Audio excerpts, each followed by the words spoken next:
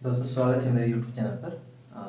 आज हम घड़ी का पार्ट 2 देखने वाले हैं, जिसमें हमने पिछले वीडियो से ही हम आगे बढ़ेंगे।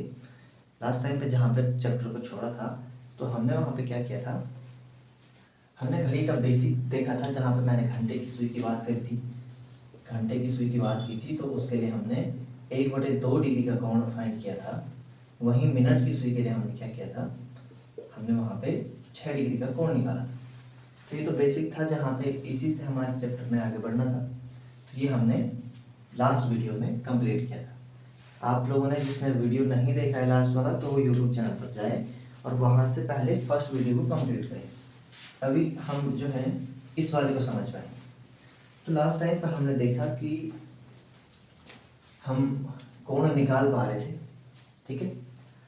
अब हम क्या करेंगे, अब अक्सर क्वेश्चन की तरफ, मैं क्वेश्चन के हिसाब से अगर देखूं तो अक्सर हमें क्वेश्चन पूछ लिए जाते हैं कि घड़ी में यदि 10:17 हो रहा है, तो 10:17 पर घड़ी की सुइयों की कुछ स्थिति होगी, और उस स्थिति में उनके बीच का जो कोण है वो कितने डिग्री का होगा, ठीक है।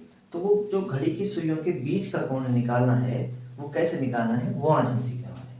तो आप लोग हेडिंग बना लेना, घड़ी की सुइयों के बीच का कोण, घड़ी की सुइयों के बीच का कोण।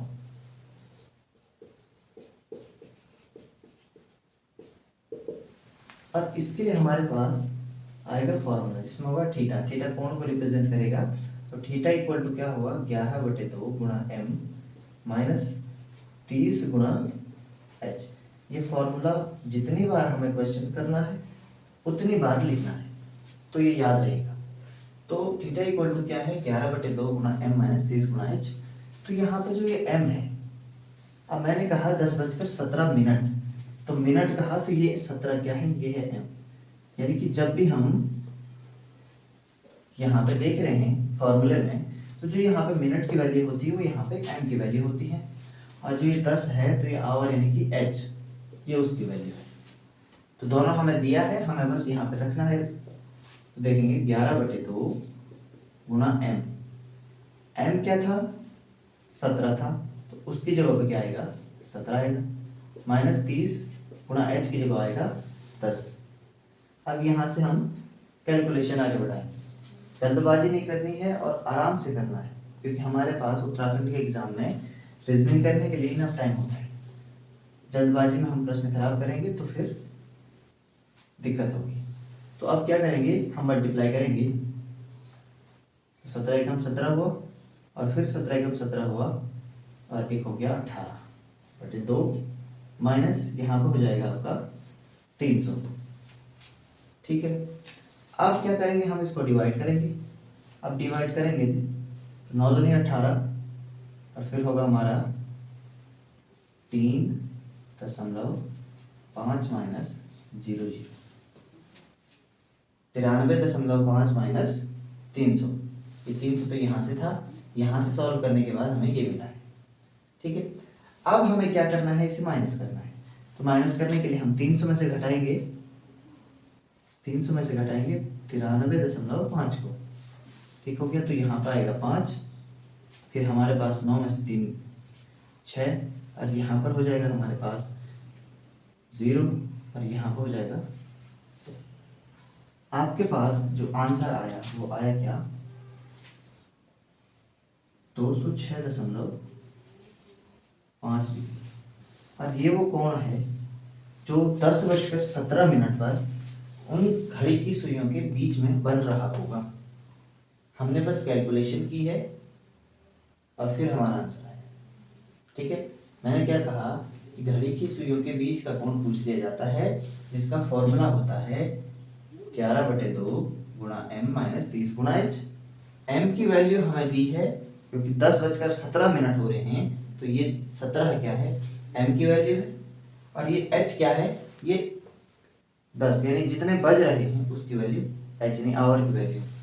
यहाँ से हमने रखा, तो 17 गुणा 11 किया तो 187 हुआ, 17 एकम 17 7 हो गया, और 17 एकम 17 और 1 18 हो गया, बटे में 2 रहेगा। इसको आप डिवाइड करेंगे, तो 9 दूनी 18 और 3 दूना 6, बचा जो हमारे पास 1 था तो हमने दशमलव यूज किया, 10 होगा और 5 आ गया, ठीक है, -300 घटाने के बाद किया है। हाँ, ध्यान रखें कि जब भी घटाएं ऐसा ना करें कि हम छोटी संख्या से बड़ी संख्या को घटा लें, आपको हमेशा बड़ी संख्या से छोटी संख्या को घटाना है। लास्ट वीडियो में भी मैं दशमलव में घटाना बता चुका था।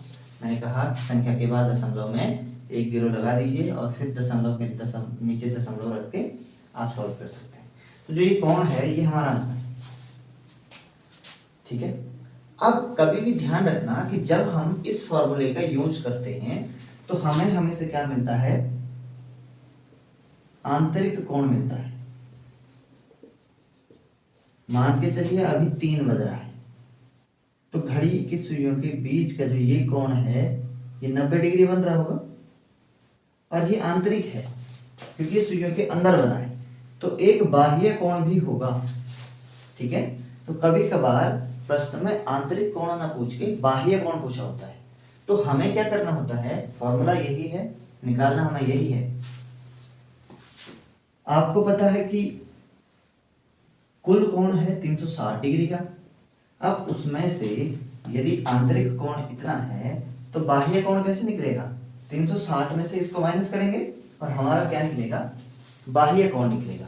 तो जब हम इसको माइनस करेंगे तो क्या होगा, 360.0 और यहाँ पे होगा 206.5, यहाँ पे 5 होगा, फिर हमारे पास आ जाएगा आपका 3, फिर हमारे पास आएगा 5 और 1, तो हमारे पास आंसर क्या आया, 153.5, यानी 153.5 डिग्री का कोण ये अब ये वाला ध्यान रखना कि बाह्य कोण है।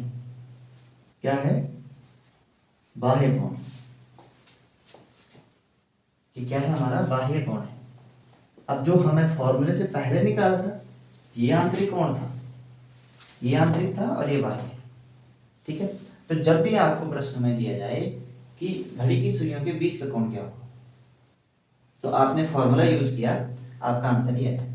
हो सकता है ऑप्शन में ये आंसर हो ही ना, तब हम माइनस करके ये निकालेंगे और ये होगा। हो सकता है उसने पहले ही आंतरिक कोण पूछा हो तो आप यहीं पर रुक के इसको आंसर कर देंगे। हो सकता है उसने प्रश्न में दिया है कि बाह्य कोण का मान क्या होगा, तो आप इसे न करके इसको निकालें, ठीक है। तो हमने 10:17 पर ये वैल्यू निकाली है। अब एक और ट्राई करते हैं जिससे आपको समझ में आए। ये फॉर्मूला जो है आपको हर बार लिखना है, जितनी बार आप प्रश्न करेंगे उतनी बार आप क्या करेंगे, ये फॉर्मूला लिखेंगे। तो आज हम घड़ी की सुइयों के बीच का कोण निकाल रहे हैं। तो अगर मैं 11 कोई भी टाइम आप निकाल सकते हैं, 11:39 का अगर टाइम ले लिया जाए, ठीक है, तो यहाँ पर घड़ी की सुइयों के बीच का कोण क्या हो, तो फॉर्मूले में रखना है वैल्यू हमें, बस यहाँ पर 39 हो जाएगा क्योंकि m की वैल्यू क्या है, ये m है, ये मैं आपको बता चुका हूँ। अब माइनस होगा 30 गुणा h की जगह क्या आ जाएगा, 11 आ जाएगा। यहाँ पे आप मल्टीप्लाई करेंगे, हाँ यहाँ पे आप यहाँ पे काट तो सकते हैं, पर क्या होगा, यहाँ पर एक डिजिट आ जाएगी, अगर मैं इसको काटूंगा तो यहाँ पर आ जाएगी एक डिजिट 19.5 की, और जब वो दशमलव में गुणा करने आएंगी तो हम फंसे, क्योंकि पेपर में इतना टाइम नहीं होता है कि अच्छा आदमी भी वहाँ पर कंफ्यूज हो जाता है। तो ध्यान रखना कि हम सॉर्ट करके चलें चीज़ों को, इसका मल्टीप्लाई कर लो फिर डिवाइड करेंगे, तो क्या होगा, 39 एकम 39 होगा, बचा हमारे पास 3, फिर 39 एकम 39 हुआ, उसमें आप 3 जोड़ देंगे तो क्या हो जाएगा, तो हो जाएगा 42, 429/2 हो गया, माइनस यहाँ पे क्या हो गया, 11 3 33 हो गया, तो 0। अब हम जब इसको डिवाइड करेंगे तो जो एरर है वो थोड़ा कम आएगा, क्योंकि यहाँ पे चांसेस हैं जरा, ठीक है। तो यहाँ पे थोड़ा समझना, हाँ अगर यहाँ पे सम संख्या आती है तो आप काट सकते हैं, अभी नहीं। अब देखो, अब इसे डिवाइड करते हैं तो 2 से काटेंगे तो 21 गुना 42 होता है। अब इसको काटना है तो 4.5 आ जाएगा, ठीक है, -330 हो जाएगा। अब फिर से माइनस करना है तो 330.0, उसमें से आपने 214.5 घटाना है, तो आपका आंसर आएगा यहाँ पे 5, यहाँ पर भी 5 होगा, यहाँ पर क्या होगा, यहाँ पर होगा 1 और यहाँ पर होगा 1, तो क्या है आंसर, 115.5 डिग्री का कोण क्या है, उस समय घड़ी की सुइयों के बीच में बन रहा होगा। तो ये था घड़ी की सुइयों के बीच का कोण निकालने का जो प्रोसेस होता है, जो फॉर्मूला होता है वो हमने देखा। किसी को अगर इसमें डाउट होगा, इससे रिलेटेड क्वेश्चन होगा, आप कमेंट बॉक्स में कमेंट करेंगे। लास्ट टाइम मैंने जो वीडियो अपलोड किया था इससे पिछला वाला, उसमें मैंने कुछ क्वेश्चन दिए थे, उनका आंसर अभी तक नहीं आया है। ठीक है, तो मजाक में मत लेना इन चीज़ों को, क्योंकि यहाँ से क्वेश्चन आए हैं।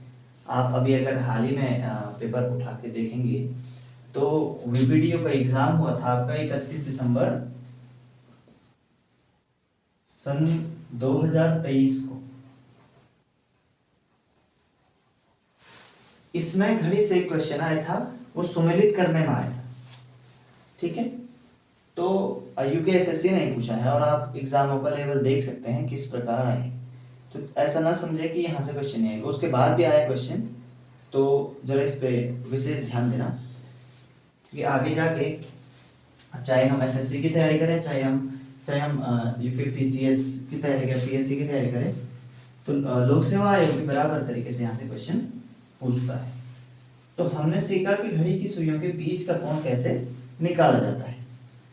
तो पिछली वीडियो और इस वीडियो को देखने के बाद आपके 2-3 कॉन्सेप्ट क्लियर हो जाएंगे कि पहले तो घड़ी की सुइयों के बीच का कोण निकल जाएगा, घड़ी की सुई कितने मिनट में कौन सा कोण बना रही है वो निकल जाएगा, और दो समयों के बीच में कितने डिग्री का कोण होता है वो निकल जाएगा। तो ये सारी चीज़ें आप क्या हो जाएंगी, इस वीडियो के माध्यम से हो जाएंगी। अब आपके लिए क्या है, आप क्या करेंगे, आपको क्वेश्चन सॉल्व करना है। 8:39 पर आपको कोण निकालकर आंसर मुझे कमेंट बॉक्स में बताना है। ठीक है, और एक प्रश्न और है आपके लिए, जिसमें हम रखेंगे 2:51 पर। तो ये दोनों जो कोण हैं आपको निकालने हैं। तो इन समयों में घड़ी की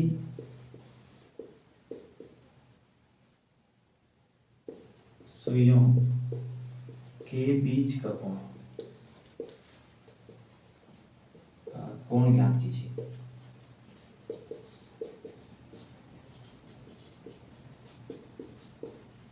ठीक है, तो ये आपका होमवर्क है और आप इसे करेंगे, और कमेंट बॉक्स में जरूर बताएं मुझे कि आपको वीडियो पसंद आया, तो कमेंट माध्यम से जरूर बताएं। इनका आंसर पहले करें, और आने वाले वीडियो में हम इसी चैप्टर को आगे बढ़ाने वाले हैं। तो चैनल से जुड़े रहें, चैनल को सब्सक्राइब करें और कमेंट करें, लाइक करें, शेयर जरूर करें, जिससे अधिक से अधिक लोग जुड़ पाएँ।